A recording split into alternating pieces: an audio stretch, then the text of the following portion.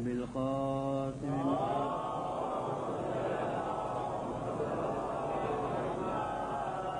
خاتم النبيين وہ ہے جس نے امید میں ایک رسول بھیجا انہیں میں سے جو ان کے سامنے آیات الہی کی تلاوت کرتا ہے اور ان کے نفوس کو پاک و پاکیزہ بناتا ہے اور انہیں کتاب اور حکمت کی تعلیم دیتا ہے اگرچہ وہ اس کے پہلے کھلی ہوئی گمراہی میں تھے۔ جو کام حضرت پیغمبر خدا صلی اللہ علیہ وسلم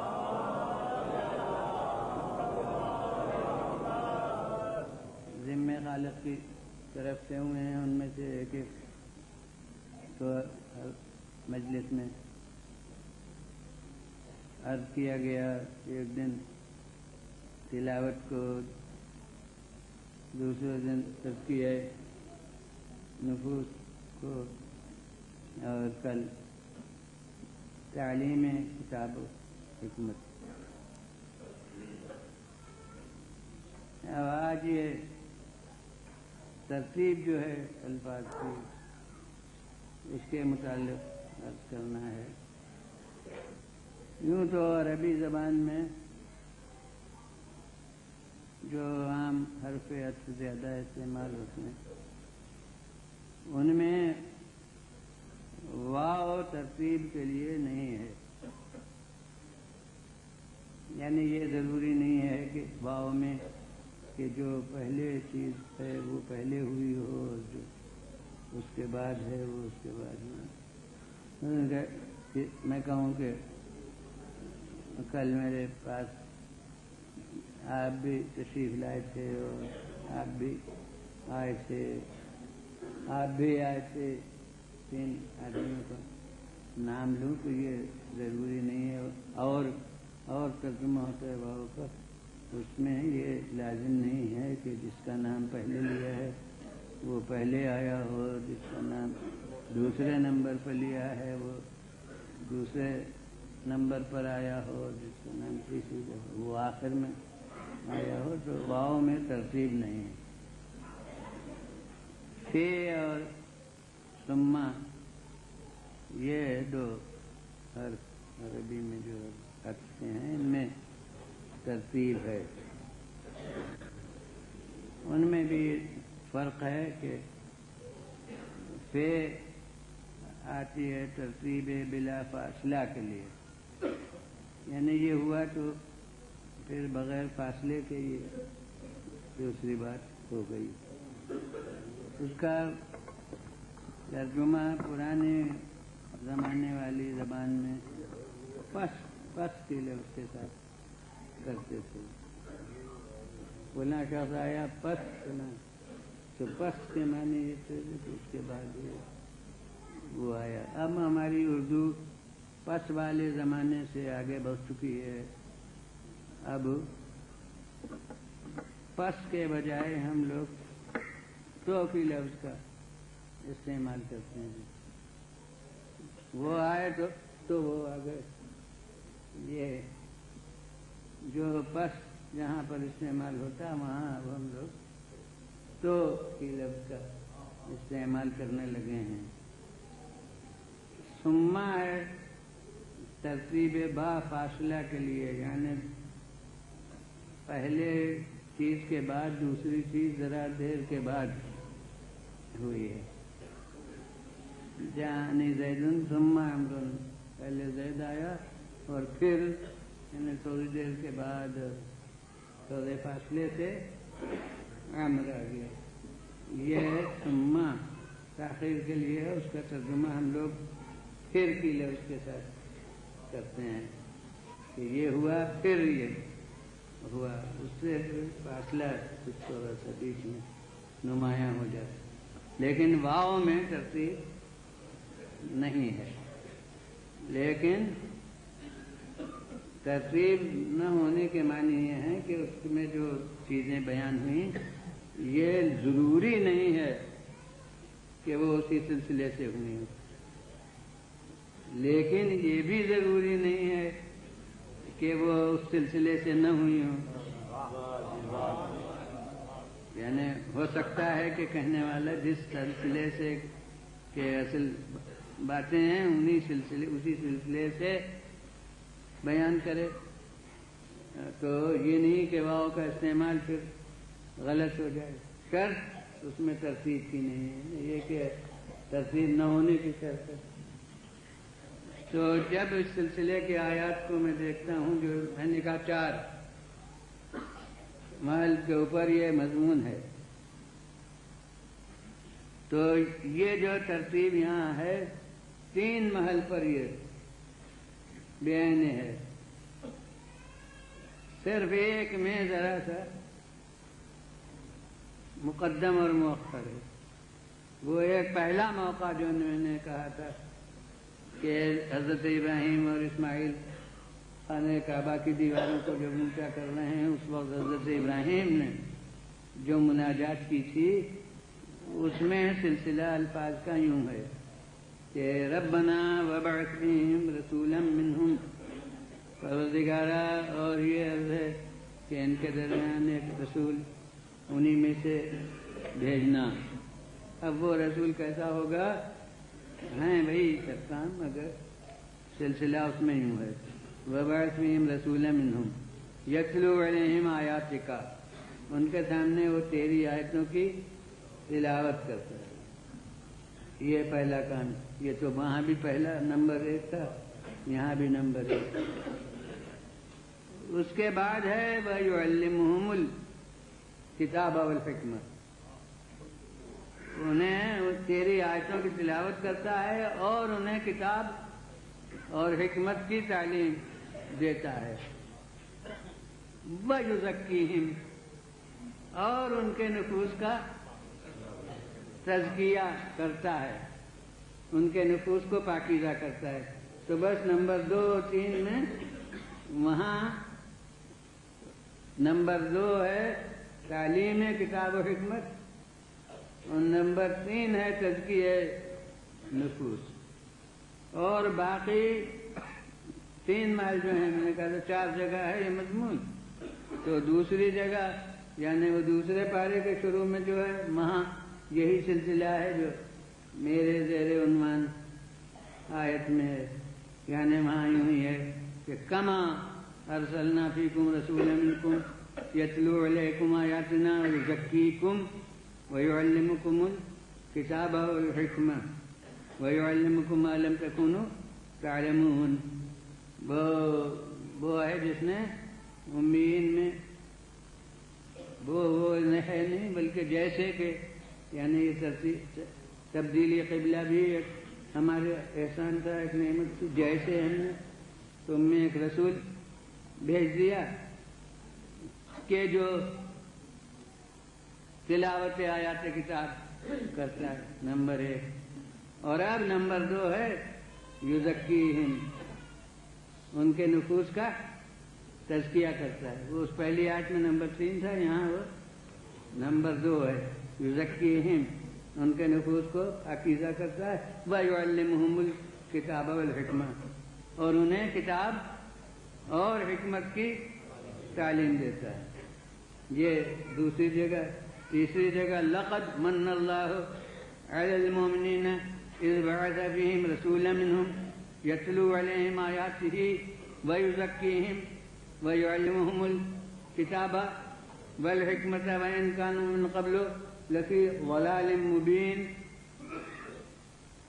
یہ لقد من اللہ کا احسان ہے مومنین پر، جبکہ ان میں ایک رسول بھیجا جو ان کے سامنے تلاوت آیات کتاب کرتا ہے. یہ تو ہر جگہ نمبر 1 تھا. اور اب پھر وہی جو نمبر 2 میں تھا وہی ہے زکیہم، اور ان کے نفوس کو پاکیزہ کرتا ہے. وَيُعَلِّمُهُمُ الْكِتَابَ وَالْحِكْمَةَ، اور انہیں کتاب و حکمت کی تعلیم دیتا ہے. اگرچہ وہ اس کے پہلے کھلی ہوئی گمراہی میں تھے. تو یہی سلسلہ جو نمبر 2 میں تھا یعنی دوسری جگہ تھا وہی تیسری جگہ میں رہا. اور اب وہ چوتھی جگہ جو میرا عنوان کلام ہے کہ هو الذی بعث فی الامیین رسولا منہم، وہ ہے جس نے امیین میں ایک رسول بھیجا انہی میں سے جو یتلو علیہم آیاتی، پہلا کام تو ہر جگہ یہی تھا کہ تلاوت آیات کتاب کرتا ہے، اور پھر وہی یزکیہم، جو دو جگہ تھا وہی یہاں تیسری جگہ بھی کہ ان کے نفوس کو پاکیزہ کرتا ہے، وَيُعَلِّمُهُمُ الْكِتَابَ وَالْحِکْمَةَ، اور انہیں کتاب و حکمت کی تعلیم دیتا ہے، اگرچہ وہ اس کے پہلے کھلی ہوئی گمراہی میں تھے۔ تو معلوم ہوا کہ 4 جگہوں میں سے ایک جگہ بس ترتیب وہ ہے کہ یعلمہم الکتاب والحکمہ پہلے ہے اور یزکیہم بعد کو ہے، اور باقی 3 جگہ یہی ترتیب ہے کہ پہلے تلاوت کتاب اور پھر تزکیہ نفوس اور پھر تعلیم کتاب و حکمت۔ تو اب وہ ترتیب جو ہے اس پہلی جگہ میں اس میں مجھے کوئی بحث نہیں ہے، تلاوت کتاب کرتا ہے اور تعلیم کتاب و حکمت دیتا ہے، اس میں وہ بحث نہیں آئے گی جو میں بعد والی ترتیب میں پیش کروں گا، وہ بالکل گویا صاف سیدھی ترتیب ہے کہ تزکیہ نفوس بعد کے، تلاوت کتاب، تعلیم کتاب و حکمت اور تزکیہ نفوس، اس میں کوئی بحث نہیں۔ یہ ظاہر نظر میں بغیر غور و خوض کے یہ تو جیسے سیدھی طرح سے جو ترکیب ہونا چاہیے وہ، لیکن 3 جگہ بتواتر جو ترتیب ہے وہ اس میں خاص جیسے پیچیدگی محسوس ہوتی ہے، ضرور کسی جگہ کسی شے کسی آدمی سے متعلق جو باتیں ہوں ان کو ایک ساتھ بیان ہونا چاہیے۔ مثلا آپ نے کئی جگہ کے سفر کیے ہیں، پہلے لاہور گئے ہیں پھر کراچی گئے ہیں اور آپ اس کی رودات سنانے لگے، تو آپ نے کہا بھائی لاہور گئے تھے، وہاں ان صاحب سے ملاقات کی اور فلاں میٹنگ میں شرکت کی اور مثلا فلاں عمارت کو جا کے دیکھا، جو جو کام لاہور میں کیے تھے وہ سب آپ ایک ساتھ بیان کریں گے، اور پھر کہیں گے کراچی گئے وہاں یہ ہوا یہ ہوا یہ ہوا، جو کراچی کی باتیں ہیں وہ کراچی کے ساتھ کہیں گے، لیکن لاہور کے متعلق آپ نے بیان کیا یہ ہوا فلاں صاحب سے ملے اور فلاں جگہ گئے، اور اس کے بعد کراچی پہنچ گئے اور کراچی کی باتیں کرنے لگے، اور جب کراچی کا بیان ہو چکا تو آپ نے کہا ہاں لاہور میں ہم اس میٹنگ میں بھی گئے تھے، یعنی بیچ میں کراچی آ گیا اور پھر لاہور کی ایک بات آپ نے کہی، تو یہ جیسے محسوس ہوگا کہ کہنے والا لاہور کے ذکر میں اس کو بھول گیا تھا۔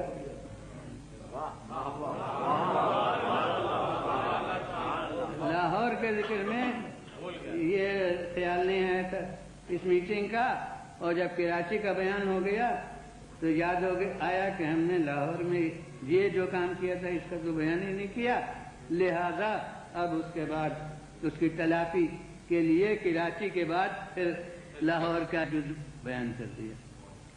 اب یہاں غور فرمائیے کہ یتلو علیہم آیاتہ، یہ ان کے سامنے اس کی آیتوں کی تلاوت کرتے ہیں، یہ آیتیں کاہے کی ہیں؟ اسی کتاب کی تو ہیں، یعنی تلاوت متعلق کتاب سے ہے۔ اب وہاں میں نے کہا تھا یہ بحث نہیں آتی کہ اسی کے بعد تعلیم کتاب کا ذکر ہے، لیکن یہاں تلاوت آیات اور پھر تزکیہ نفوس کہ نفوس کو پاکیزہ بناتا ہے، یہ اب ایک غیر متعلق بات کتاب سے ایک الگ چیز ہو گئی کہ یہ نفوس کی اصلاح کرتا ہے، یہ ایک دوسری جنس کی چیز ہو گئی، اور اب پھر یہ اس کتاب کی تعلیم بھی دیتا ہے، یعنی جس کتاب کا تزکیہ نفوس کے پہلے ذکر ہوا تھا اب پھر اس کتاب سے متعلق ایک کام بیان ہونے لگا کہ یہ تعلیم کتاب بھی دیتا ہے، تو کیا معاذ اللہ متکلم قرآنی جب اس نے تلاوت کا نام لیا ہے تو اس وقت یہ بھول گیا تھا کہ اس کی تعلیم بھی یہ دیتا، اسی لیے میں نے کہا کہ وہاں یہ بحث نہیں آتی اس پہلی آیت میں. وہاں بالکل ہمیں بظاہر سیدھی بات معلوم ہوتی ہے کہ بھائی تلاوت کتاب کا نام لیا، اسی کے بعد تعلیم ہے کتاب کا. یہ تو بالکل صاف چیز نظر آتی ہے.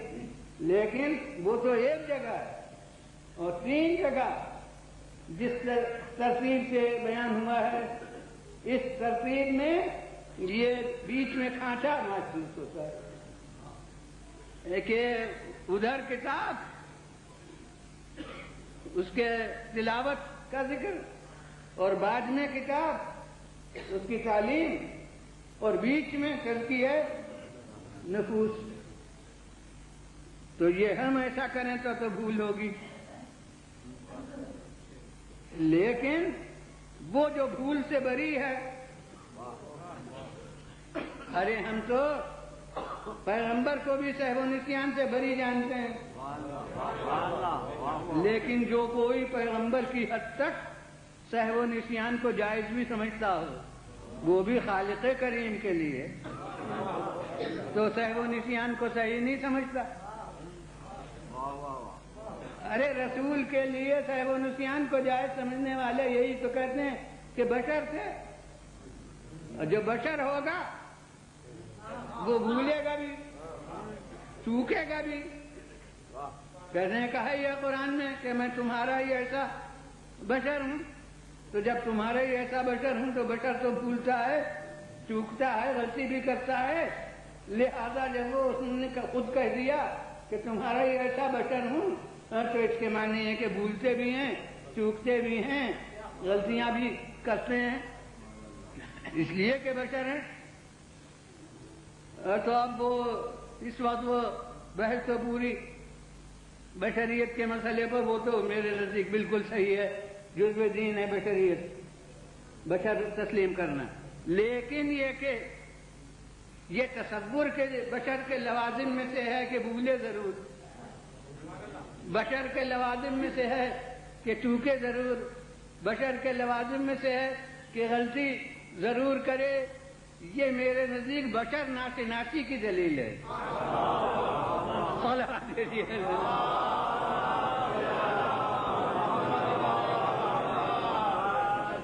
پھر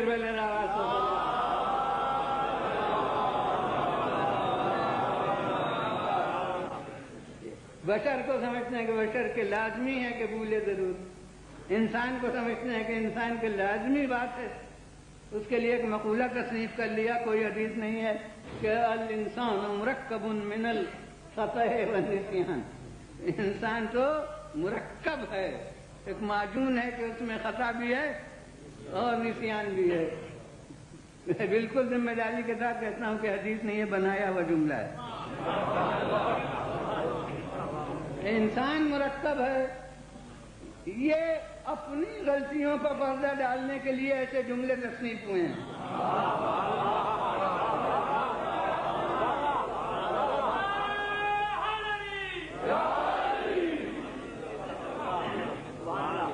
کہ ہماری غلطیوں کی گرفت بے دردی کے ساتھ نہ ہو.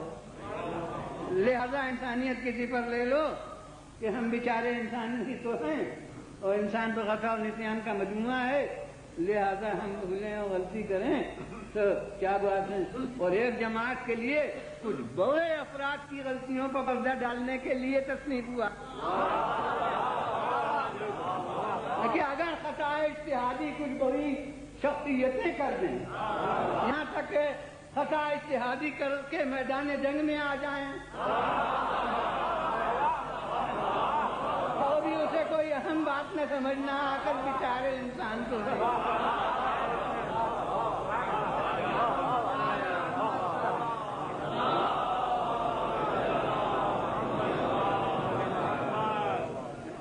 تو اب اس پر کوئی تفصیلی بحث اس وقت نہیں کرنا ہے، نہ انسان موضوع بحث ہے میرا، مگر چونکہ بات آ گئی ہے لہذا مختصر طور سے کہتا ہوں کہ یہ تصور کرنا کہ غلطی اور خطا جو ہے اور بھول جو ہے یہ انسان کے جز ہے، لوازم میں سے ہے، یہ تصور بے بنیاد ہے.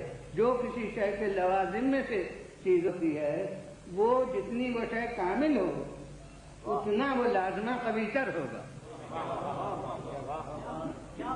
مثلا نور کا کام ہے تاریکی کو دور کرنا، تو نور جتنا کامل تر ہو اتنا تاریکی کو زیادہ دور کرے گا. اگر بھول اور غلطی لوازم میں سے انسانیت کے ہو تو اس کے معنی ہے کہ جتنا کامل انسان ہو اتنا زیادہ بھولے.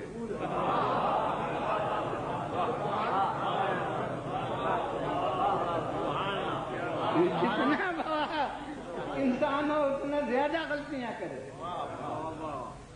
اتنے زیادہ چوکے، اتنی زیادہ خطائیں کرے، اس لیے کہ انسانیت کے لوازم میں سے اور انسانیت اس میں بہی ہوئی ہے، لہذا غلطیاں بھی بہی ہوئی ہیں.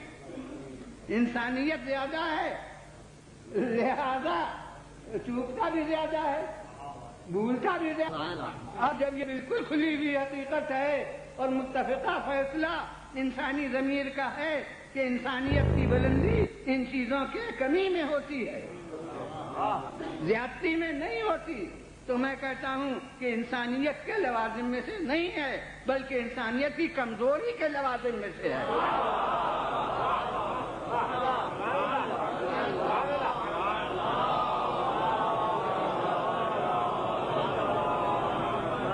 جتنی انسانیت بلند ہوگی، جتنی بشریت حد کمال تک پہنچے گی، اتنا ہی یہ نقائص کم ہوں گے. یہاں تک کہ ہمارے نزدیک جو غلطیوں سے بالکل بری ہوگا، جسے اصطلاحاً معصوم ہم کہیں گے، وہ در حقیقت انسان کامل ہوگا.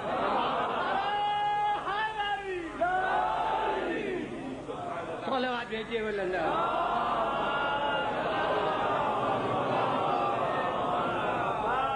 پھر بلند آواز سے صلوات.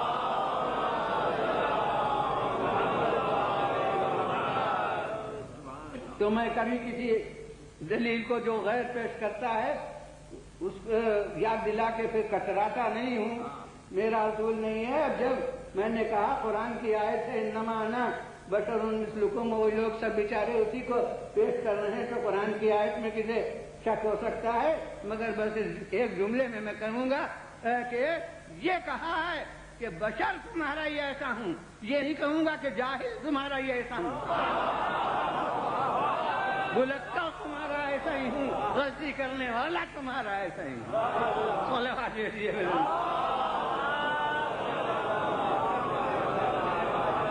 پھر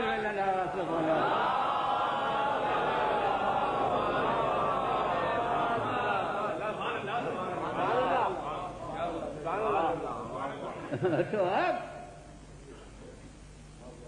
میں یہ لوگ چونکہ بشر سمجھ رہے ہیں لہٰذا کہتے ہیں رسول اگر نہ بھولیں تو بشر کہاں، اگر غلطیاں نہ کریں تو بشر کہاں، وہ پھر بشر سے لہذا سے. لیکن یہ کلام تو بشر کا نہیں ہے.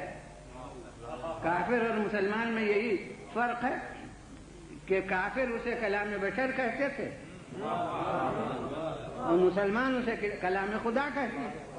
تو اب جو خدا کی بات ہے تو اسے بشر کہہ کے سہو و نسیان میں مبتلا تو آپ نہیں کر سکتے. وہ تو بہرحال سہو و نسیان سے بری ہے. جب وہ سہو و نسیان سے بری ہے تو یہ کام اس نے کیوں کیا کہ کتاب سے متعلق ایک بات پہلے، اور وہ کون؟ تلاوت، اور پھر اسے چھوڑ دیا کتاب کو گویا، اور اب تزکیہ نفوس سے متعلق کام ہو گیا جو پاک کرنا، پاکیزہ بنانا ہے. اور اب پھر کتاب سے متعلق ایک کام یعلمہم الکتاب، تعلیم دیتا ہے کتاب کو. تو ایک تو وہ ذات بھولنے والی ہے نہیں، دوسری بات یہ کہ ایک جگہ جو بات ہے وہ تو بغیر بھولے ہوئے ہو، اور تین جگہ بہت فاصلے سے مدتوں کے جو بات ہو، دوسرے نمبر پر، تیسرے نمبر پر، اور پھر تیسری دفعہ یعنی چوتھی مرتبہ وہ تین دفعہ بعد میں جو ہو تو پھر وہ پابندی سے بھولے. تو یہ غلط ہے. جب بھول نہیں ہے تو وہاں سوچنے کی ضرورت نہیں کہ وہ ترتیب کیوں ہے، اس لیے کہ وہ تو علی القاعدہ ہے گویا. وہی کتاب کی تلاوت، پھر تعلیم میں کتاب، پھر تعلیم کا ذکر آ گیا تو اور جس کی تعلیم ہے یعنی حکمت، اور پھر وہ ایک الگ سے جو چیز ہے تزکیہ نفوس، وہ تو بالکل علی القاعدہ ہے، اس میں غور کرنے کی ضرورت نہیں کہ اس میں کی وجہ کیا ہے. لیکن یہاں غور کرنے کی ضرورت ہے کہ تلاوت کتاب اور پھر تزکیہ نفوس اور پھر تعلیم کتاب، تعلیم حکمت. یہاں وجہ ہونا چاہیے، کوئی سبب ہونا چاہیے اس ترتیب کا کہ یہ ترتیب کیوں رکھی گئی. تو جہاں تک میں نے غور کیا ہے اور جو میری سمجھ میں آیا ہے، اور اگر کوئی دوسرا شخص کوئی دوسری وجہ بیان کرے تو میں اس کو غور کرنے کے لیے تیار ہوں. جو میری سمجھ میں آیا ہے کہ یہ پیغمبر کی تعلیم کے جو مختلف کلاس ہیں، مختلف درجے ہیں، ان کی ترتیب کے ساتھ یہ الفاظ ہیں. جیسے اور ہمیشہ یہ ہوتا ہے کہ مثلا اب اس کے نام الگ الگ ہیں، بی اے سے پہلے جو ہوتا ہے وہ ایک زمانے میں انٹرنس ایف اے کہلاتا تھا بعض جگہ، اب مجھے یہاں نہیں معلوم کیا کہتا ہے، ہم ایف اے کہلاتا تھا. اب وہ ہمارے یہاں علی گڑھ میں تو کم سے کم پیری یونیورسٹی اس کا نام ہو گیا ہے، جو بی اے کے پہلے ہوتا ہے. وہ ایف اے اب کوئی چیز نہیں رہی ہے. اور تو اب یوں ترتیب پہلے انٹرنس ہوتا تھا، ایف اے ہوتا تھا، اب وہ نہیں. اب تو ہائی اسکول ہے اور ہائی اسکول کے بعد پری یونیورسٹی ہے اور اس کے بعد بی اے ہے. جو ہائی اسکول نہ ہو وہ پری یونیورسٹی نہیں کر سکتا، جو پری یونیورسٹی نہ ہو وہ بی اے میں نہیں آئے گا، جو بی اے نہ ہو وہ ایم اے میں نہیں آئے گا، جو ایم اے نہ ہو وہ پی ایچ ڈی میں نہیں آئے گا. یہ ہے سلسلہ. اب آپ کے یہاں کیا نام ہے وہ آپ جانیے، مجھے جو نام معلوم ہے وہ میں نے پیش کر دیے. تو اب دیکھیے ایک طالب علم ہے جس نے شروع سے آخر تک اسی یونیورسٹی میں تعلیم حاصل کی، تو وہ پہلے پری یونیورسٹی پہلے ہائی اسکول کرے گا. تو اب ہائی اسکول میں طلباء کی تعداد کتنی ہوگی جو تجویز کر لی؟ کسی زمانے میں سینکڑوں ہوتے تھے، اب ہزاروں بھی ہو جاتے ہیں بڑی یونیورسٹیوں میں. تو وہ ہائی اسکول میں اتنی تعداد. اب ان میں سے کچھ چھٹ جائیں گے جو فیل ہو گئے ہائی اسکول میں. تو چھٹنے کے بعد اب جتنے ہائی اسکول میں کامیاب ہوئے ہیں پری یونیورسٹی میں وہ آئیں گے، تو تعداد گھٹے گی لازماً. جتنے ہائی اسکول میں تھے اتنے اب پری یونیورسٹی میں نہیں ہوں گے. اب جب ہائی اسکول میں سب ضروری نہیں کہ کامیاب ہوں، تو ویسے ہی پری یونیورسٹی میں جتنے ہیں تو یہ تو ہے نہیں کہ سبھی پھر آگے بڑھنے کے لائق ہوں، ورنہ امتحانی قائم ہو. اب پھر یونیورسٹی کا جب امتحان ہوگا تو کچھ اس میں چھٹ جائیں گے، تو اب جو چھٹ گئے وہ بس پھر یونیورسٹی لے گئے، وہ اب ایف اے تک نہیں پہنچیں گے. ایف اے کا تو اب بی اے تک نہیں پہنچیں گے. جو پھر یونیورسٹی نہیں کر سکے وہ بی اے میں نہیں لے جائیں گے. اب بی اے کا جو امتحان دیا اس میں بھی ہو سکتا ہے کہ کچھ لوگ، ہو سکتا ہے کیا ہوتا ہی ہے کہ کچھ لوگ چھٹ گئے، تو اب وہ ایم اے میں نہیں داخل ہوں گے. ایم اے یا بی ایس سی یا جو بھی لائنیں ہیں وہ سب نہ مجھے یاد ہے نہ میں جانتا ہوں، ممکن لباس کو جانتا ہی نہ ہوں. تو وہ بی اے کے بعد جو ہوتا ہے اس میں سب نہیں آئیں گے. جو بی اے میں کامیاب ہوئے ہیں وہ آئیں گے. اور اب جو ایم اے کیا اور ایم اے میں فیل ہو گئے یا اس میں وہ پی ایچ ڈی نہیں کریں گے، تو پی ایچ ڈی میں 100 آدمی بنسبت اس کثرت کے خال وہ ہوں گے جو پی ایچ ڈی میں آ سکیں، وہ شاید ہاتھ کی انگلیوں پر گننے کے قابل ہوں. یہ لازمی بات ہے نا. تو میں کہتا ہوں کہ دیکھیے پیغمبر خدا صلی اللہ علیہ وسلم حضرت کے ذمے جو فرائض کیے گئے ہیں ان میں پہلا جو ہے یتلو علیہم آیاتہ، یہ تو عام کلاس ہے، یعنی ہر فرد انسانی اس کو حق ہے اس میں داخل ہونے کا، اور اس لیے یہ اس کلاس میں کوئی پابندی نہیں ہے کہ یہ مسجد میں ہو، بلکہ یہ جو اس زمانے میں بازار لگتے تھے وہ ہمارے یہاں میلے کہلاتے ہیں. تو یہ کلاس جب رسول کے لیے موقع ہوگا تو اس میلے میں بھی جا کے تلاوت کتاب شروع کر دیں گے. بازار میں ضرورت ہوگی تو وہاں تلاوت کتاب شروع کر دیں گے. مسجد میں موقع ہوگا تو مسجد میں پڑھیں گے، کسی کے گھر میں موقع ہوگا وہاں تو یہ تلاوت کتاب جو رسول کا کلاس ہے یہ تو تمام نوع انسانی کے لیے ہے.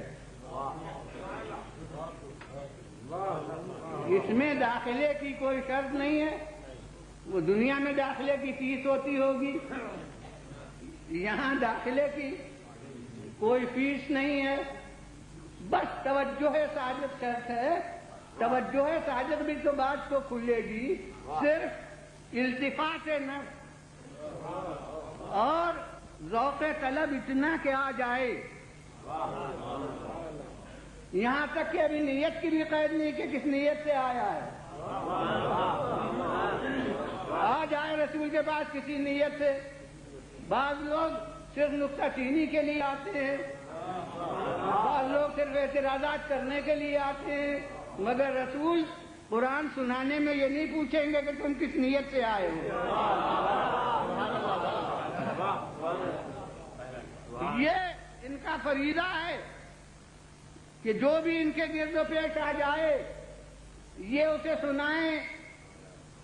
وہ نہ آئے تو آپ جہاں موقع پائیں، وہ مل جائے تو اسے سنائیں. اس لیے کہ یہ اگر سنائیں ہی نہ تو مومن و کافر کی تفریقی کیوں کرو، پھر مطالبہ ایمان کیوں کرو. اسے مانو. ارے جسے ماننا ہے وہ آپ نے سنایا ہی نہیں تو مطالبہ کیوں کرو. اور جب مطالبہ نہ ہو سکے تو الزام کفر کیوں کر آئے اور پھر سزائے کفر کیوں کر ملے. لہذا یہ کلاس تو عام ہے جس میں مسلم و کافر کی قید نہیں ہے.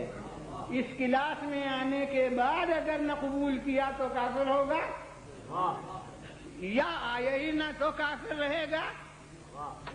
لیکن اس کلاس میں آتے وقت یہ نہیں پوچھا جائے گا کہ تم مومن ہو یا کافر ہو. تو یہ تو بلا قید ہر ایک کے لیے ہے. اب یہاں بس جبر قانونی بطور سزا مادی طور پر نہیں ہے، ورنہ اس میں داخلہ حقیقت میں جبری بھرتی ہے. یعنی ہر ایک کا فریضہ ہے کہ وہ آئے اور سنیں کہ آخر یہ کہتے کیا ہیں، اور وہ لانے والی طاقت صرف عقل ہے. رسول کو تو رسول اس نے مانا ہی نہیں ہے کہ ان کا کہنا اسے ماننا ضروری ہو. اگر دین سے عقل کو بے دخل کرے کوئی تو پھر کسی کافر پر کوئی الزام نہیں اگر وہ کانوں میں انگلیاں لے لے. ارے صاحب وہ نہیں سننا چاہتا کہ پھنسے کیوں، جب سنیں گے تو پھنسیں گے. لہذا نہ سنیں تو بہتر ہے. تو یہ اس کا عمل بالکل مطابق عقل ہوگا اگر عقل کو بے دخل کر دیجئے دین سے. اور ان کی ترکیب یہی تھی، کوشش یہی کرتے تھے کہ رسول کے الفاظ سننے نہ پڑیں، سیٹیاں بجاتے تھے، شور کرتے تھے کہ ان کی آواز نہ آئے. اس میں در حقیقت احساس حقانیت مضمر تھا، یعنی سنیں تو کہیں حقانیت کا احساس نہ ہو. میں کہتا ہوں یہی کہیں کا تصور حجت الہی ہے ان پر، مگر یہ کہیں کا تصور عقل ہی پیدا کر رہی ہے. تو بہرحال یہ عقلی احساس ان کا تھا. اگر اتنی عقل نہ ہوتی تو دیوانے ہوتے، پھر الزامی کیا ہوتا؟ ہماری شریعت نے عقل کو شرط تکلیف قرار دیا. جو بے عقل ہے یعنی دیوانہ ہے وہ تو مرفوع القلم ہے. تو یہ عقل کا فیصلہ تو ان کے لیے بھی تھا کہ کہیں حق نہ ہو، کہیں اس میں حقانیت نہ ہو. اب اس کے ساتھ یہ عملی بے عقلی تھی کہ سنو نہیں. ارے اگر وہ حق ہے تو نہ سن کے تم الزام سے بری ہو جاؤ گے. پھر جس نے کہا ہے کہ کہیں حق نہ ہو وہی کہے گا کہ کیوں نہ سنا. صلوات دیجیے بھلے.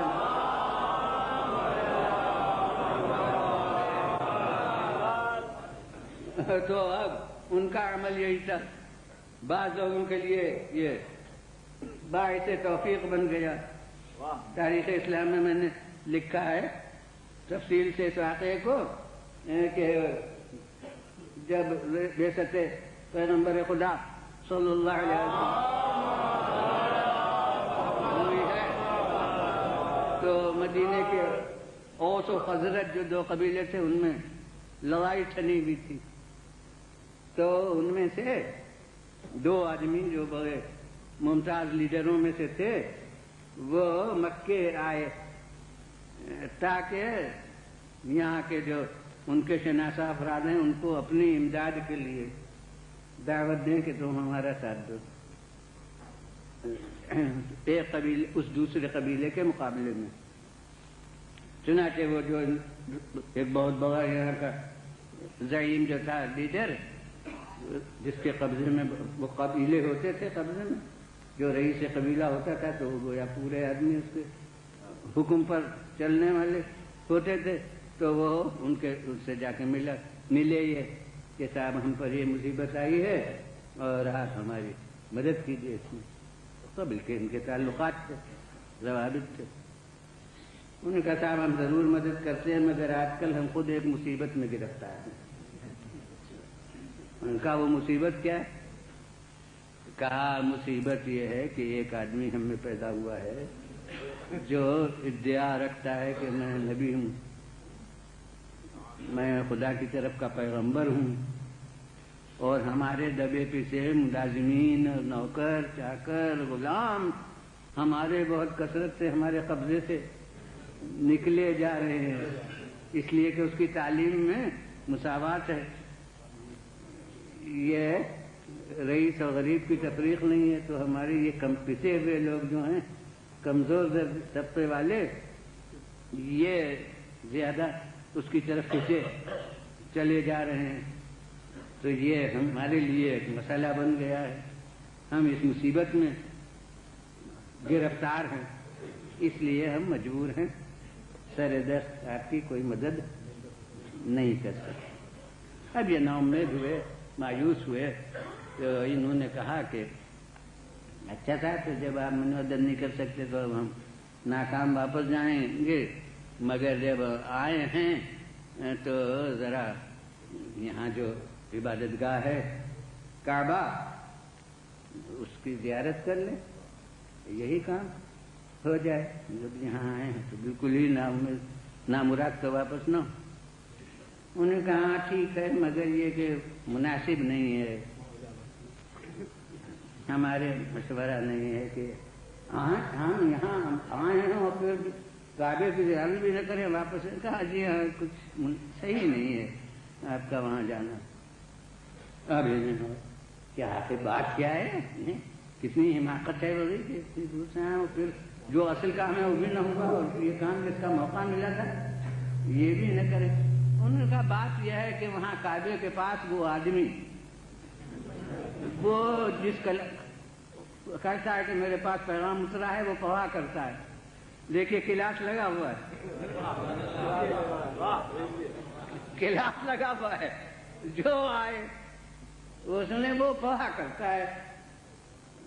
تو وہ اچھا کہا کہ پڑھا کرتا ہے تو وہ پڑھا کرے، ہم سے کیا مطلب؟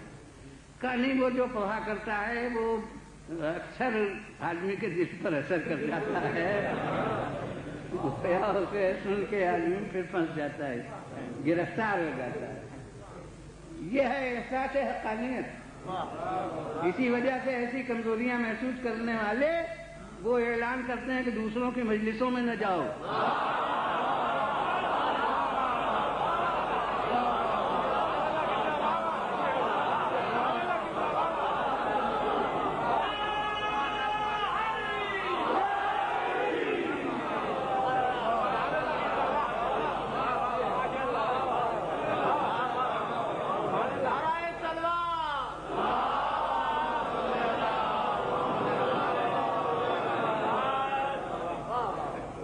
تو یہ ٹھیک نہیں ہے جانا۔ تو نہیں وہ اچھا، اب وہ آپ نے ہوشیار کر دیا، اب ہم کوشش کریں گے کہ نہ پھنسیں، گرفتار نہ ہو اس کے دام میں۔ تو نے کہا وہ اب آپ بالکل تیار ہیں جانے کے لیے تو ہم کچھ انتظام کر دیں جانے، ہم کہ خیر خواہی میں تو کیا گئے، روئی لائے، اس کے بعد بڑی کوشش کے ساتھ کانوں میں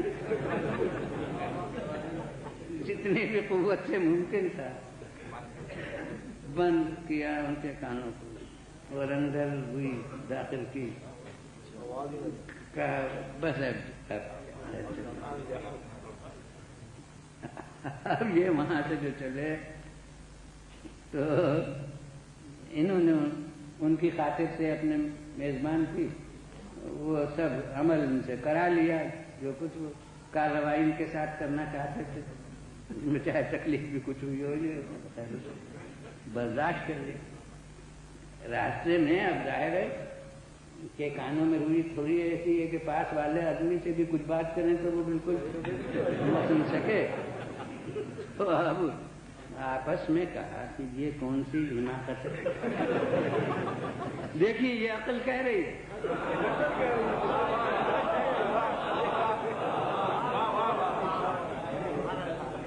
ارے بھائی آدمی جاتا ہے سوغات کوئی لے جاتا ہے، اس سے بہت کے سوغات کیا ہوگی کہ ایک نیا واقعہ ہو اسے جا کے آدمی پیش کرے اپنے قوم کے سامنے، تو ان کی بات سنیں وہ کیا کہتا ہے، اور وہ ایک عجیب واقعہ ہے اس کو جا کے اپنے یہاں لوگوں سے بیان کریں۔ وہاں سب ہمیں کیا اتنا بیوقوف بنائیں گے کہ گئے اور پھر ایسی اہم بات اور تم کان بند کر کے گئے اور اس کا کلام بھی نہ سنا کہ وہ آخر کہتا کیا ہے، لہذا جلدی جلدی وہ روئی نکال کے اور راستے میں پھینکی اور اس کے بعد آزاد کانوں کے ساتھ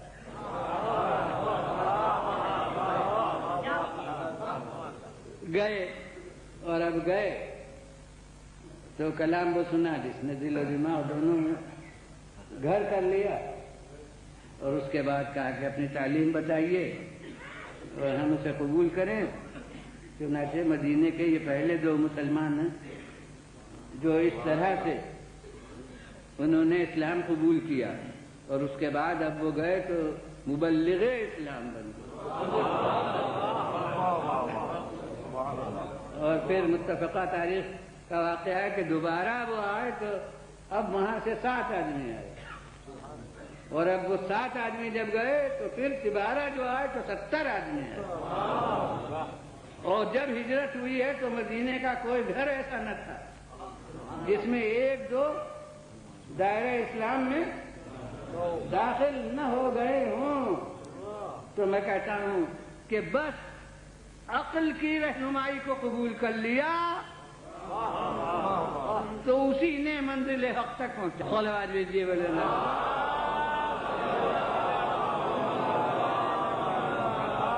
پھر بولے نا آواز سے صلوات.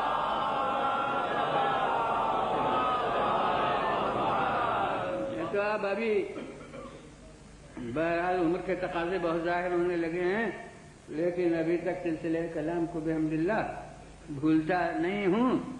تو یہ کلاس پہلا تلاوت کتاب کا، یہ تو عام کلاس ہے. یہ درختوں کے نیچے بھی کلاس لگتا ہے اور بازاروں میں بھی لگتا ہے اور میلے ٹھیلے میں بھی لگتا ہے اور جہاں بھی موقع ہو. یہ تو اس میں ہر ایک جو سن دے، جو توفیق جس کو ہو، جو عقل کے اس آواز کو لبیک کہہ دے جو پہلی آواز وہ سن رہا ہے، اندر سے جو آواز آتی ہے کہ سنو تو کہ کیا کہہ رہے ہیں، جو اس آواز کو لبیک کہہ دے وہ اس کلاس میں داخل کر. مگر اب یہیں سے یہ سمجھ لیجئے کہ تعلیم پیغمبر یا تبلیغ رسول میں خالق نے کوئی کیمیاوی تاثیر نہیں دی تھی کہ لازماً تبدیل ماہیت کر دے، ورنہ پھر کافر کا وجود نہ رہتا.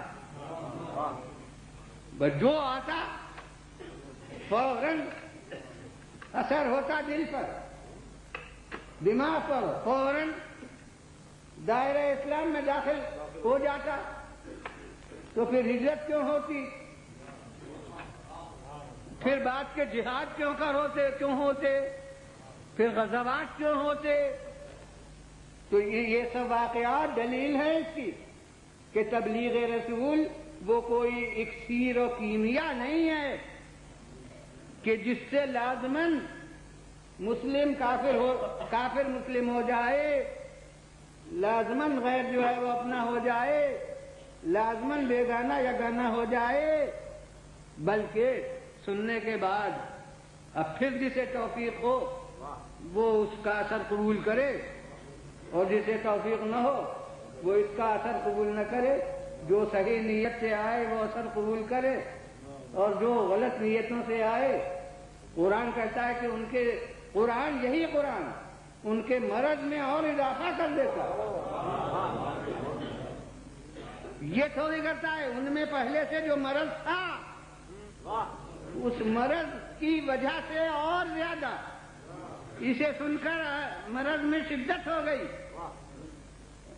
تو معلوم ہو گیا صاف، یہ بعد میں نتیجہ نکالنا ہے مجھے اس سے، اور آپ کو بھی اس نتیجے کی طرف متوجہ رکھنا ہے کہ یہ کیمیاوی تاثیر نہیں ہے کہ سب پر یکساں اثر ہو جائے. کسی پر جلدی اثر ہوگا، کسی پر دیر میں ہوگا، کسی پر تیز اثر ہوگا، کسی پر ہلکا ہوگا، کسی پر بالکل نہ ہوگا. کوئی وہ ہوگا جو اس وقت مسلمان نہیں ہوا، تھوڑے عرصے کے بعد ہو جائے گا. کوئی وہ ہوگا کہ جو اسلام لائے گا بھی تو وہ پختہ اسلام نہ ہوگا، خام اسلام ہوگا. کوئی وہ ہوگا جو آخر تک ایمان نہیں قبول کرے گا. کوئی کہے جی نہیں. اب یہ ایک اور موضوع ہے کہ تاریخ کہہ رہی ہے کہ فتح مکہ میں سب دائرہ اسلام میں داخل ہو گئے، اب کافر کا وجود نہیں رہا. مگر قرآن کی ایک آیت نہیں، بہت سی آیتیں ہیں کہ کچھ لوگوں کے لیے کہا جا رہا ہے کہ سواء علیہم انذرتہم ام تنذرہم لا یؤمنون، چاہے آپ کتنے ہی ان کو ہدایت کیجئے یہ ایمان نہیں لائیں گے. میں کہتا ہوں اب تاریخ اور قرآن کا ٹکراؤ ہے، یا تاریخ کو مانیے کہ سب مومن ہو گئے، یا قرآن کو تسلیم کیجئے تو لازماً ماننا پڑے گا کہ کچھ اب بھی رہ گئے. آخر تک ایمان قبول نہیں کیا. تو یہ مسلمان کے سامنے سوال ہے کہ وہ قرآن پر ایمان رکھتا ہے یا تاریخ پر.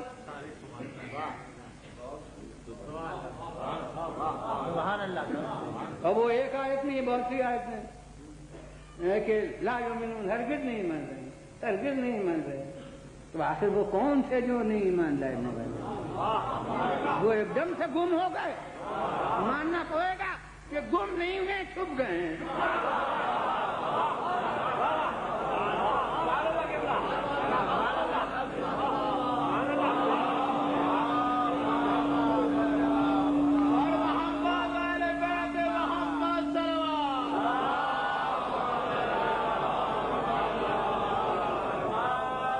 تو یہ جناب پہلا کلاس اب سب سن رہے ہیں جنہوں نے اثر لیا. اس کلاس کا وہ ہوئے مسلمان، کسی درجے کے مسلمان ہو، بہر مسلمان ہوئے، اور جنہوں نے اثر قبول نہیں کیا وہ کافر ہوئے. اب جو کافر رہے پیغمبر کا کام ان کے لیے ختم ہو گیا. یعنی اب اس کالج کے دوسرے کلاس میں جو اونچے کا ہے وہ نہیں داخل کیے جائیں گے. ہائی اسکول ہی نہیں ہوئے تو پھر یونیورسٹی میں کیوں کر لیے گئے؟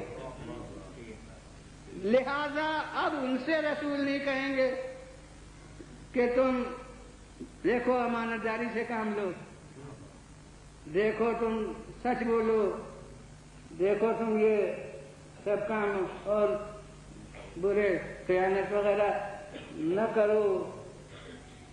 یہ سب ان سے نہیں کہیں گے. اب ان سے پکار کر نہیں کہیں گے کہ نماز پڑھو، روزہ رکھو، حج کرو.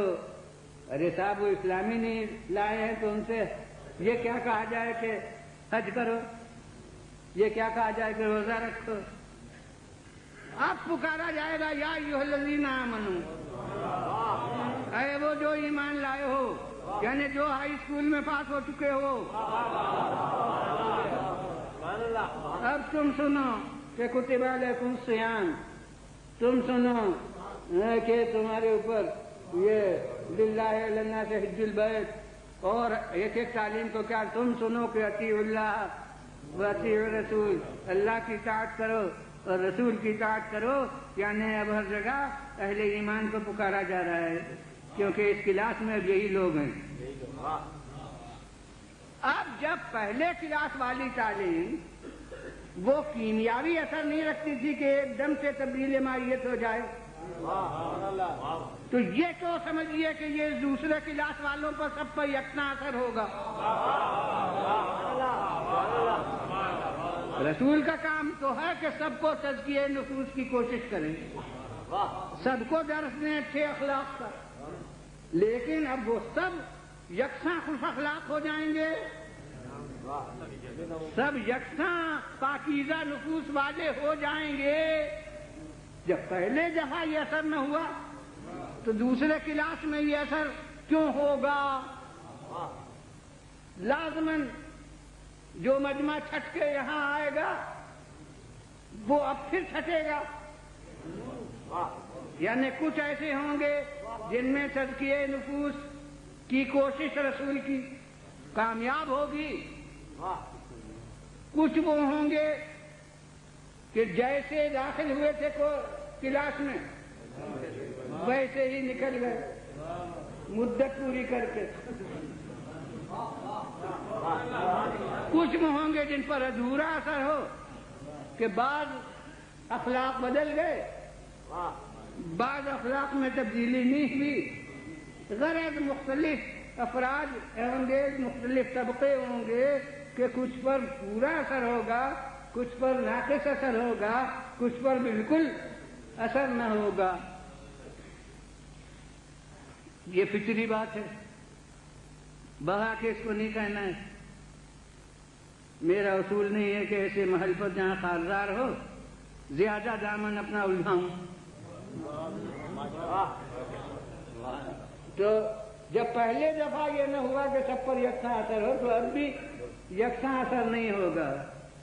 اب اس درجے میں جو بالکل ناکام ہوئے، پھر یونیورسٹی میں فیل ہوئے، اس کے معنی یہ ہے کہ اخلاق حسنہ پیدا نہیں ہو سکے باوجود مسلمان ہونے کے. تو کیونکہ پہلا کلاس تو طے کر چکے تھے. اب یہ مسلمان ہیں الحمدللہ، مگر یہ کہ اخلاق وہی رہے، عادات وہی رہے، خصائل وہی رہے، مزاج وہی رہا. جن میں کوشش تہذیب اخلاق کی بالکل کامیاب نہیں ہوئی، تزکیہ نفوس کی کوشش بالکل کامیاب نہیں ہوئی، تو اب وہ تیسرے کلاس میں جو تعلیم کتاب کا ہے داخل نہیں کیے جائیں گے. بس لمحے کہتے رہو.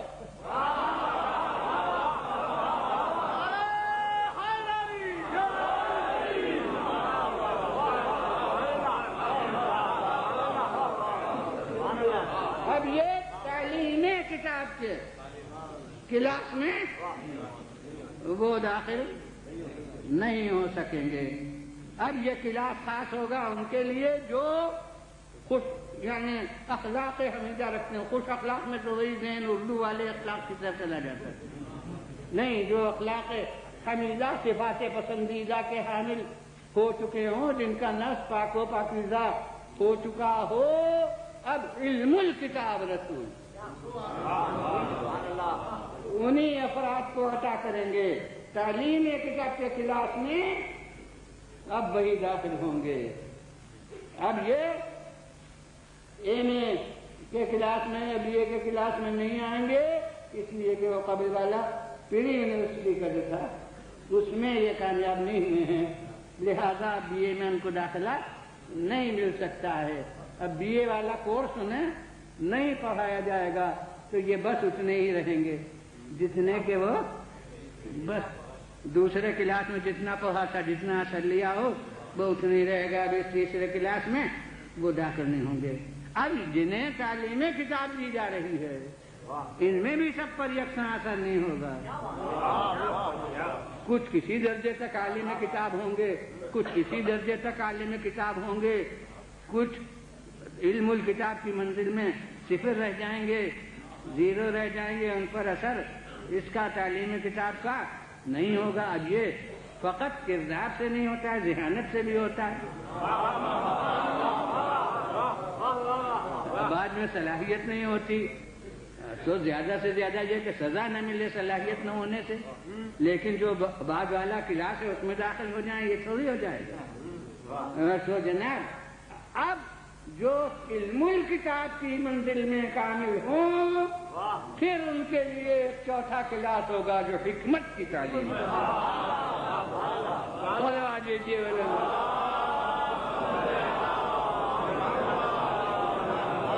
اب یہ حکمت کی تعلیم والے وہ ہوں گے جو پہلے کلاس کو بھی طے کر چکے، دوسرے کلاس کو طے کر کے مسلم و مومن بھی ہو چکے، تیسرے کلاس کو طے کر کے وہ صاحب اخلاق حسنہ بھی ہو چکے، اور پھر اب اس کلاس میں وہ ان کو حکمت کی تعلیم یعنی اسرار اور رموز کتاب بتائے جا رہے ہیں. جو اندرونی تہ کی باتیں ہیں دین کی وہ ان کو بتائی جا رہی ہیں.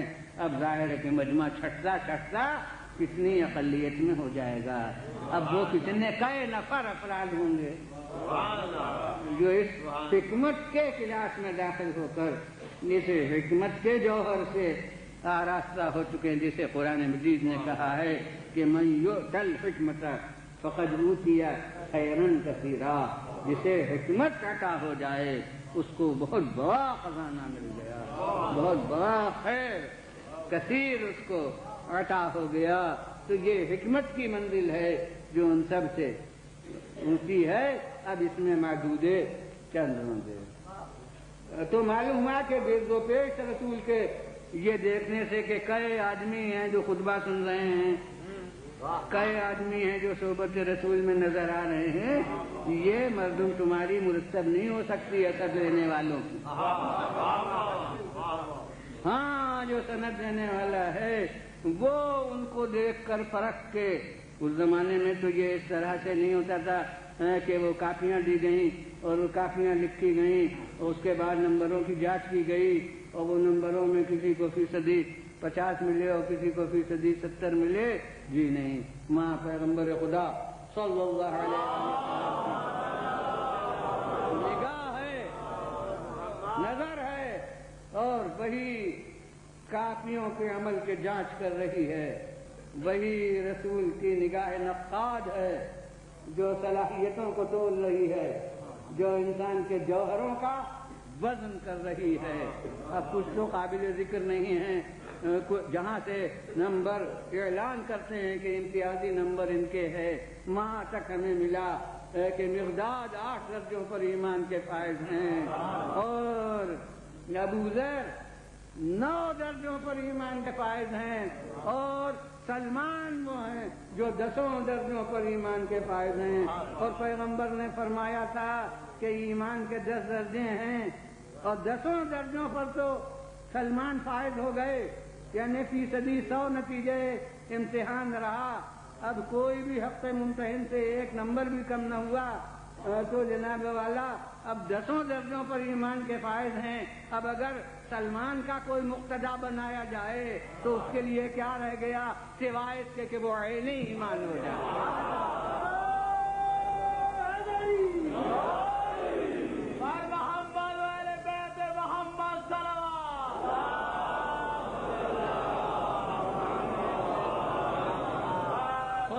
یہ بلند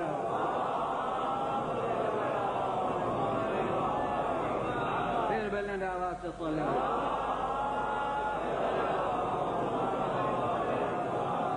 اب یہ 3 ممتاز فرد ہیں، مقداد ہیں اور ابو ذر ہیں اور سلمان ہیں۔ یہ اس اونچے سب کے افراد ہیں، اور ان میں بھی اتنا فرق ہے جیسے رسول نے نمبروں سے ظاہر فرمایا ہے، مگر یہ تینوں چوٹی کے آدمی ہیں۔ اور اب اس کے لیے متفق علیہ حدیث تمام حالات صحابہ کی کتابوں میں کئی ہزار صفحے کی کتابیں ہیں حالات صحابہ کرام میں۔ تو استیعاب علامہ ابن عبد البر جو قرطبہ، وہ جو جنہیں ڈاکٹر اقبال نے بہت یاد کیا ہے، مرکز علم کا مسلمانوں کے جو رہا ہے وہ قرطبہ، تو وہاں کے ایک عالم سے وہ استیعاب کے مصنف ہیں ابن عبد البر نمری قرطبی، اور اصابہ حافظ ابن حجر، وہ اس سے بہت بڑی کتاب، کئی ہزار صفحے کی کئی جلدیں، اور اس کا نام اصابہ فی معرفت الصحابہ، یہ اس کا نام ہے۔ اور اس کے بعد پھر اتنی ہی تقریباً اس سے کچھ چھوٹی ابن اسیر جزری کی اسد الغابہ ہے، تو اسد الغابہ بھی فی احوال صحابہ، اس میں بھی کئی ہزار صفحے ہیں۔ تو یہ بڑی کتابیں ہیں، اور باقی تجرید بخاری کی ہے، تجرید اور دوسرے علماء کی بھی کتابیں ہیں حالات صحابہ کی۔ تو ان سب میں متفق علیہ ایک حدیث، اور وہ ان میں سے ہر کتاب میں 3 دفعہ درج ہوگی، کیونکہ 3 شخصیتوں کے بارے میں، لہذا جب ان کا حال آئے گا، اور حروف تہجی کے لحاظ سے اس زمانے میں ترتیب ہوا کرتی تھی، تو جب ان کا حال آئے گا تو وہ حدیث بیان ہوگی، جب ان کا حال آئے گا تو حدیث بیان ہوگی۔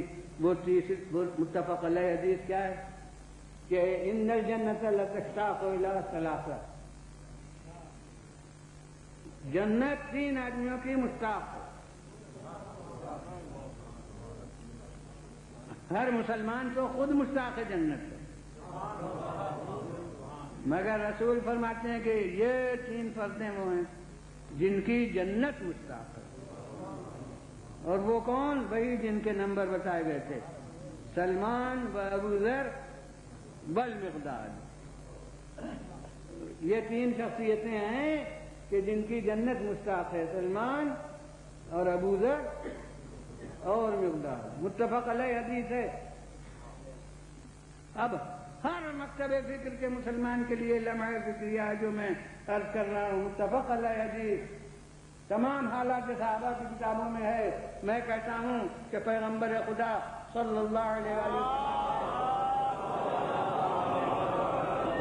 ایک کانٹا حق و باطل کا نصب کر دیا ہے کہ میرے بعد بھی جب بھی کوئی راہا آئے تو یہ دیکھو کہ یہ تینوں کدھر ہیں۔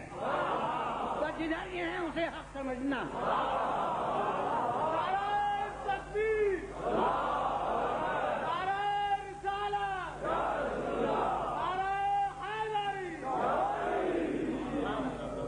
بھیجیے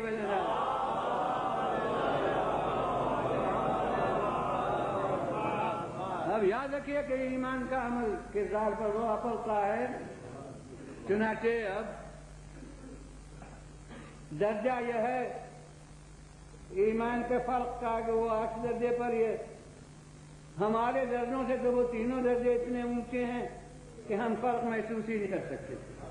وہ جس کی نگاہ حاوی ہو وہ بتا سکتا تھا کہ وہ 8 درجوں پر ہے، وہ 9 درجوں پر ہے، وہ 10 درجوں پر ہے. یہ تو بڑی جرأت اور ہمت کا کام ہے جو ہم آ کے معصومین میں موازنہ کرتے ہیں کہ کون افضل اور کون اس سے کمتر، اور ان میں کہتے ہیں کہ برابر سے بالکل یا کچھ ذرا سا فرق تھا، یعنی یہ وہاں ناپنے کے لیے پہنچ سکتے ہیں. تو یہ تو اپنے حد سے نکلی ہوئی بہت باتیں ہیں جو ان حضرات کے بارے میں اب یہ نہیں سوچتے کہ ہم کس درجے پر ہیں، اور ان ہستیوں کے درجوں پر بحث کرتے ہیں کہ ان کا درجہ کیا تھا، ان کا درجہ کیا تھا، ان کا درجہ کیا تھا. وہ جتنے درجے بھی تھے وہ سب ایسے ہیں کہ آپ کے ذہن کی رسائی نہیں ہے. تو برائے خدا ان بحثوں میں نہ کرو.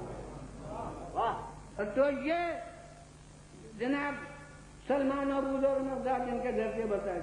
اب وہ جو ایمان میں ایک ایک درجے کا فرق بتا دیا تو کردار کی منزل میں. اب ایمان تو ہمارا دیکھنے کی چیز نہیں ہوتی، کردار دیکھنے کی چیز ہوتا ہے. تو اب اس کے لیے آ گیا اس فرق کا ایک مظہر، ایک واقعے کی صورت میں کہ جناب سلمان نے جناب ابوذر کی دعوت کی.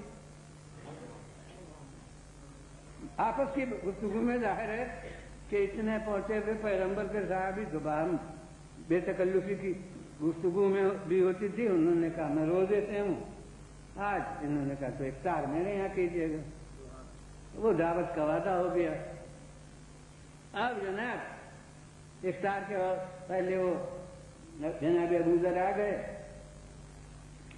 اور جناب سلمان نے اب اس کے پیروں میں جس کے یہاں 3 روزے مسلسل رکھے جاتے ہوں وہاں صرف روٹیاں وہ لائی جاتی ہوں سامنے افطار میں. تو اب دعوت میں انہوں نے لا کے سامنے روٹی رکھ دی. یہ حاضر ہے افطار کیجیے. اور انہوں نے اسے دیکھا غور سے اور کہا کہ اگر اس کے ساتھ نمک بھی ہوتا تو ذرا مزے کے ساتھ یہ کھا لی جاتی. اب ہمارے درجے سے کے لحاظ سے تو وہ بھی معراج ہے قناعت کی کہ ان کے نزدیک گویا نمک بڑی نعمت ہے کہ وہ اگر وہ نمک ہوتا تو یہ اب وہ مہمان تھے، خاطر مہمان ضروری ہے، لہذا رک جائیے. اب آپ نے گویا نمک کی فرمائش کی ہے یا تمنا کی تو روٹی ہے کہیں سے لا کے نمک انہوں نے سامنے رکھ دیا. انہوں نے اس نمک سے روٹی تناول فرمائی جناب ابوذر رضوان اللہ. اور اس کے بعد جب کھا چکے تو سنت ہے آپ میں سے بھی کچھ لوگ عمل کریں گے کہ حمد باری ہوتی ہے رضا کے بعد ابتدا بسم اللہ سے اور ختم الحمدللہ پر. تو جب کھا چکے تو کہا کہ الحمدللہ الذی جعلنا من القانعین. شکر ہے اللہ کا کہ اس نے ہمیں قناعت کرنے والوں میں سے قرار دیا. یعنی صرف روٹی اور نمک سے افطار کر لیا بڑے شوق سے تو شکر ہے خدا کا کہ اس نے ہمیں قانعین میں سے قرار دیا. دیکھیے اب وہ خاطر مہمان تھی کہ نمک لا کے بلا تکلف رکھ دیا. اور اب یہ فریضہ ہے خیر خواہی کا دوست کے ساتھ کہ اگر اس میں کچھ کمی ہے تو مناسب جب موقع ہو تو اس کی اصلاح بھی کر دی جائے.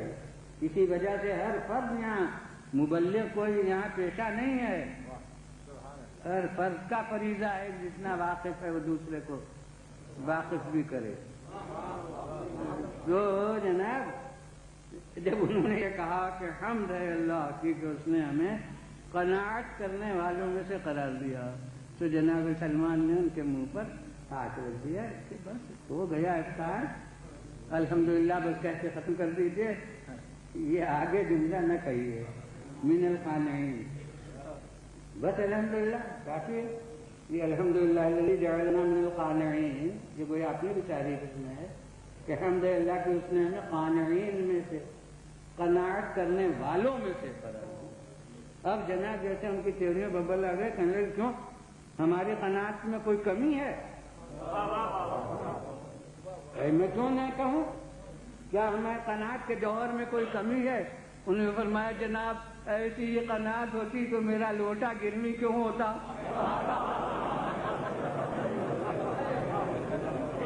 ان کے پاس پیسہ تو ہی تھا کہ نمک لاتے،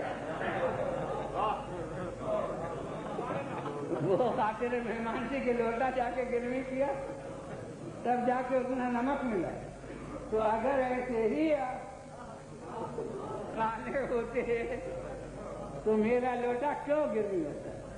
دیکھیے یہ دوست کے ساتھ خیرخواہی ہو گئی کہ اس کا درجہ بڑھ گیا، اس وقت اسے احساس ہو گیا کہ ہاں ہماری قناعت میں ذرا کمی ہے.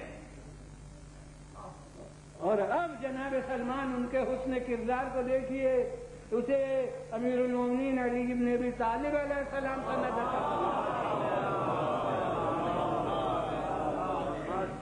کہ وہ تو گورنر بنا کے بھیج دیے گئے تھے.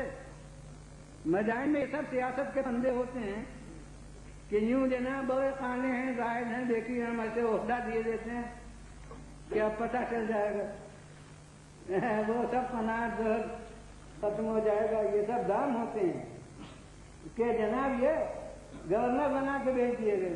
اور جب ریت حکومت کہ جناب جائیے آپ کی ضرورت ہے، آپ نہ مدائن کے گورنر بن کے جائیے. اب وہاں گئے، وہ گورنر کے رہنے کا محل تھا، لوگوں نے کہا اس میں یہ موجود ہے، یہ آپ لوگوں کے لیے، یہ ہے گورنر کے لیے. انہوں نے کہا جی نہیں میں اس میں نہیں رہوں گا، اس میں جو حاجت مند ہیں وہ مجھ تک پہنچ نہیں سکیں گے، ان کو حجاب آئے گا مجھ تک پہنچنے میں، ان کے قدم رکیں گے، لہذا میرے لیے ایک اجرا ہونا چاہیے، کوٹری جس میں میں رہوں اور اس کے بعد جو چاہے مجھ تک پہنچنا غریب آدمی پہنچ سکے. لہذا وہ دارالعمارہ کو خالی چھوڑ دیا بیموں کے لیے، خانہ خالی کا دیو نگیرے جس کی مناسبت سے ملتا ہے، اور اس کو کہہ دیا کہ وہ کوٹری میں قیام کر لیا. دن کو آ جاتے تھے، ایک درخت کے نیچے مقدمات فیصلہ کرتے تھے، رات کو جا کے اس کوٹری میں قیام کر لیتے تھے. یہ گورنری کر رہے ہیں.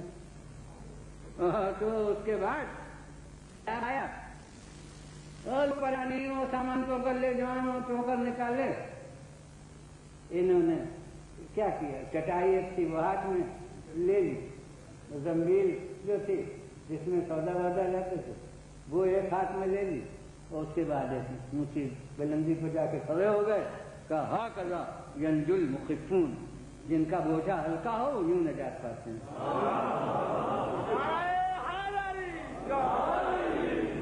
صلوات بھیجیے بل اللہ، پھر بل اللہ تو صلوات.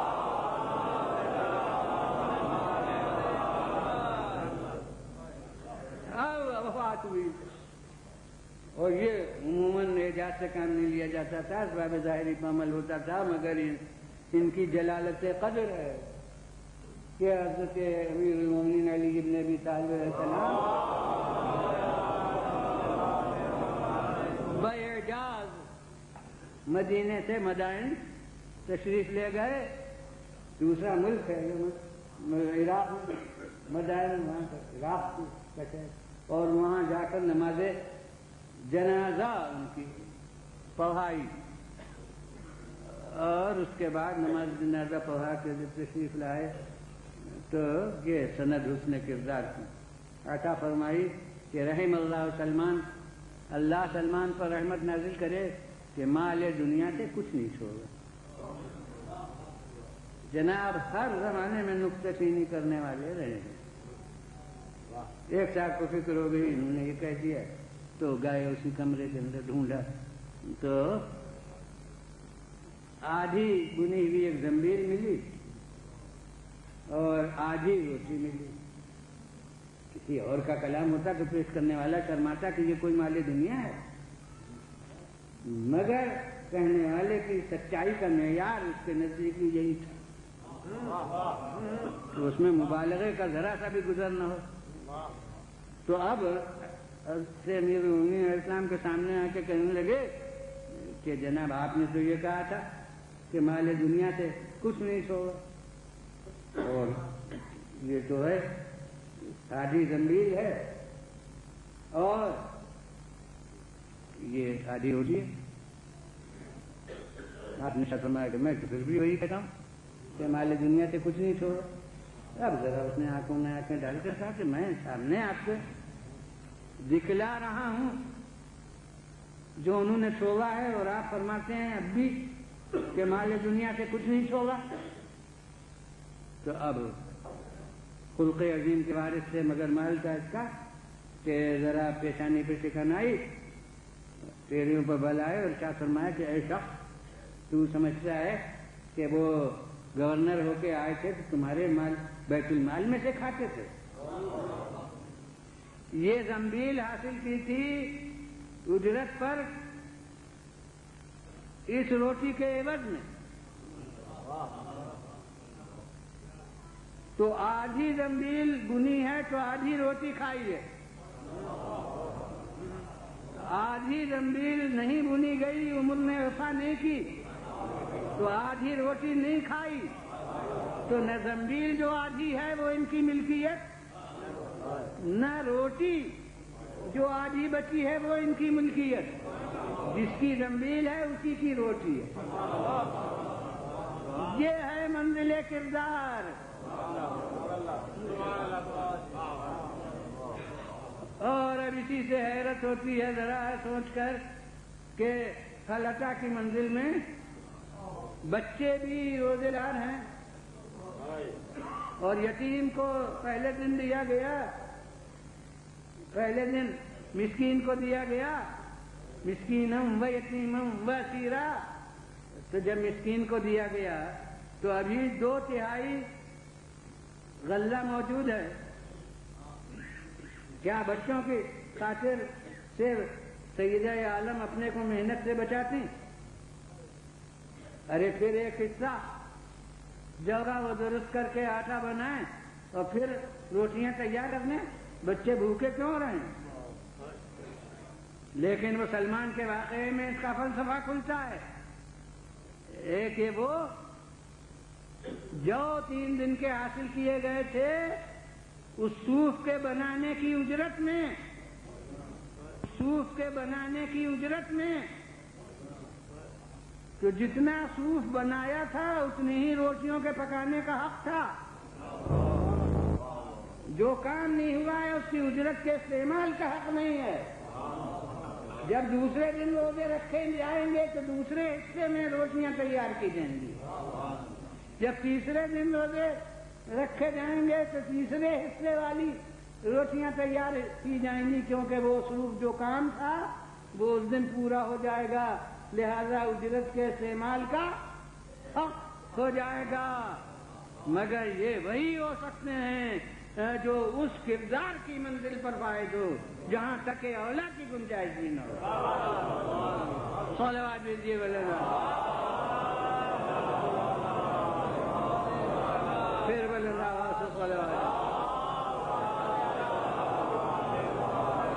اور جناب ترتیب الفاظ کا فلسفہ بیان ہو گیا، جو اصل میرا مقصد تھا آج کے بیان کا، کہ پہلا کلاس وہ تھا جس میں تمام نوع انسانی ہے، وہ پہلے بیان ہوا ہے۔ دوسرا کلاس یزکیہم کا ہے، اس میں وہی داخل ہوں گے جو دائرہ اسلام میں داخل ہو چکے ہیں۔ لہذا وہ نمبر 2 ہے. اور پھر تیسرا کلاس جو اخلاق کی منزل میں کامیاب ہو گئی جن پر تعلیم رسول، اس میں وہ پھر تعلیم کتاب علم الکتاب کے حامی بنائے جا رہے ہیں، اور جو علم الکتاب کے حامل ہونے میں صلاحیت کا ثبوت دے دیں وہ پھر حکمت کی منزل پر لیے جا رہے ہیں. وہ موضوع تو بیان ہو چکا، اب میں پہنچ گیا حلقہ کی منزل پر. تو یاد رکھیے کہ تاریخ آل محمد میں باب فضائل میں یہ 3 دن حلقہ کے، اور باب مصائب میں وہ 3 دن کربلا کے.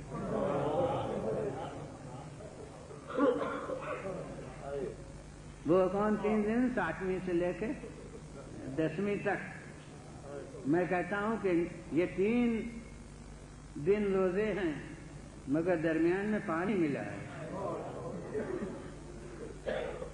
وہ کھانا دے دیا گیا یتیم و مسکین کو اور اسیر کو، مگر پانی سے افطار ہوا تو پانی موجود تھا. لیکن کربلا کے 3 دن وہ وہاں نہ پانی اور نہ کھانا. اور اہل عزا وہ حلقہ والے دنوں میں سب سے چھوٹے حسین ہیں، مگر وہ چند برس کے تو ہیں. اور کربلا میں جو سب سے چھوٹا ہے اس کی تو عمر کے حساب میں برس کا نام ہی نہیں ہے. وہ ششماہ علی اصغر ہے. اور پھر 3 دن کی ظاہر ہے کہ فطری طور پر پہلے ماں پر بھوک کا غلبہ ہوگا، پہلے ماں پر پیاس کا غلبہ ہوگا. جب فطری ذخیرہ غذا ختم ہو جائے گا تو پھر بچے پر بھوک اور پیاس کا غلبہ ہوگا.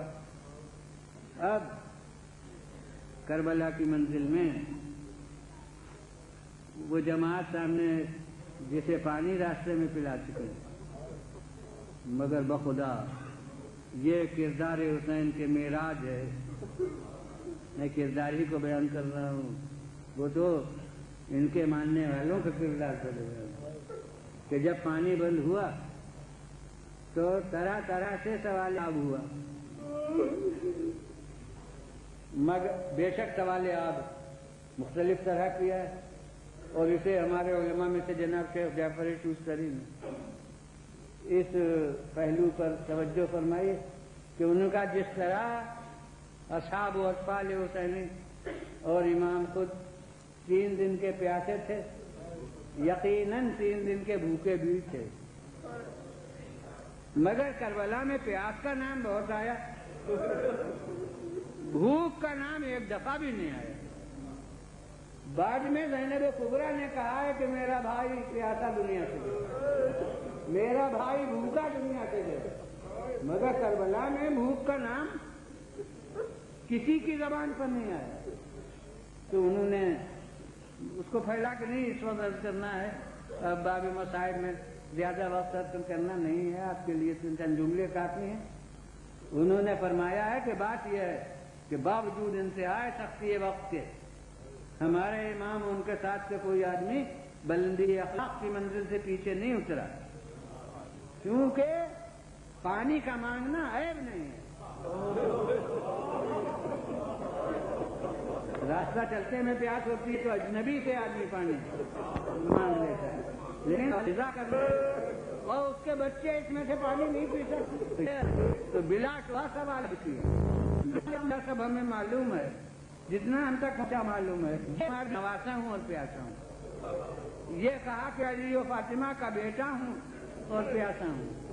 یہ کہا کہ تمہارا بلایا ہوا مہمان ہوں اور پیاسا ہوں.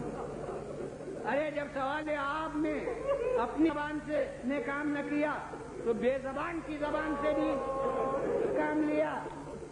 مگر ارباب عزا سب کچھ کہا، ہر طرح سوال آپ کیا، یہ ایک دفعہ بھی نہیں کہا کہ میں نے تمہیں پانی پلایا تھا، کیونکہ احسان کر یاد دلانا یہ بلند نفوذ کا کام نہیں ہے. یہ حسین کا کیا ذکر کسی بچے تک نہیں.